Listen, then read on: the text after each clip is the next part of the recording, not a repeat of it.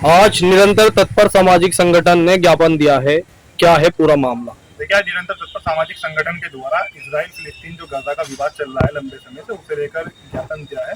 हम सभी देख रहे हैं कि लगातार इजराइल के द्वारा जिस प्रकार से गाजा के अंदर मानवीय और नैतिक मूल्यों का लगातार उल्लंघन किया जा रहा है, जिस इजराइल को यूएन के द्वारा मान्यता दी गई थी, वो इजराइल किस प्रकार से यूएन को अपनी आंखें दिखा चुका है, ये हम सभी ने देखा है। और फिलहाल भी अगर हम अभी 24 घंटे की बात करें तो इसके अंदर का भी अगर मैं आपसे डेटा की बात करूं, लगभग 14,000 बच्चे जो हैं उन तक खाद्य सामग्री न पहुंचने के कारण वो मौत के मुंह में जाने के लिए बिल्कुल तैयार है। मतलब छोटे मासूम बच्चे, जो 2 महीने का बच्चा है, 2 दिन का बच्चा है, ऐसे बच्चों से भी इजराइल को खतरा है। इतना कमजोर हो चुका है इजराइल। हिटलर के द्वारा यहूदियों पर जुल्म किया गया था, उस पर आपका क्या कहना है? देखो, वो एक अलग विषय है। जो हिटलर के द्वारा किया गया था, उसकी कभी भी कोई भी ऐसा व्यक्ति नहीं है जिसके अंदर इंसानियत होगी वो उससे कोई मतलब सहमति जताएगा।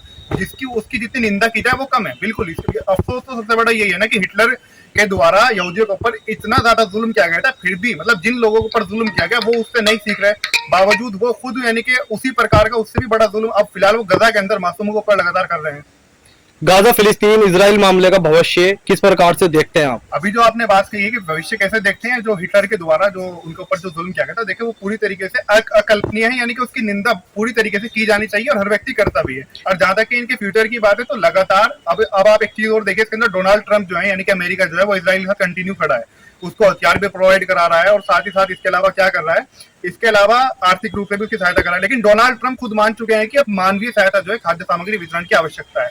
लेकिन फिर भी जो बेंजामिन नेतन्याहू है वो नहीं मान रहे हैं। वो वहां पर जो छोटे छोटे बच्चे हैं, महिला हैं, वो लगातार पिस रहे हैं। इससे इतना ही नहीं हो रहा, जो वहां की महिलाएं हैं उनके यौन शोषण की घटनाएं भी लगातार मीडिया रिपोर्ट के अकॉर्डिंग सामने आ रही है। भारत सरकार से मांग क्या है आपकी, आप चाहते क्या है? देखिए, हमने आज तहसीलदार कैराना साहब को ज्ञापन दिया है एनटीएसएस के द्वारा प्रधानमंत्री भारत सरकार के नाम। उसके अंदर हमारी डिमांड यही है कि हमारी जो इंडियन गवर्नमेंट है, एक तरफ हमारे जो माननीय प्रधानमंत्री हैं वो बुद्ध की बात करते हैं, तो बुद्ध और युद्ध एक साथ कैसे चल सकते हैं? एक तरफ तो हमें बुद्ध से शिक्षा लेनी है।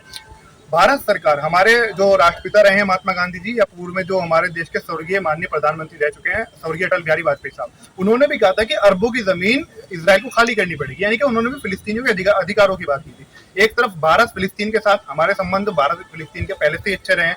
चलो, कूटनीति के और अंतर्राष्ट्रीय समुदाय की भी अगर बात करें तो इसको फिलहाल अगर मौजूदा स्थिति के अंदर देखें, भारत सरकार उसके ऊपर दबाव डाले इजराइल के ऊपर, और इजराइल अगर फिर भी जुल्म करना नहीं बंद करता, लगातार जिस प्रकार से शोषण कर रहा है, तो भारत सरकार अपनी ओर से राष्ट्र मान्यता रद्द करे इजराइल की। यही एक सोल्यूशन है, क्योंकि हम मानवतावादी भारतीय संस्कृति का पालन करने वाले लोग हैं, हम हिंसा वाले लोग नहीं है।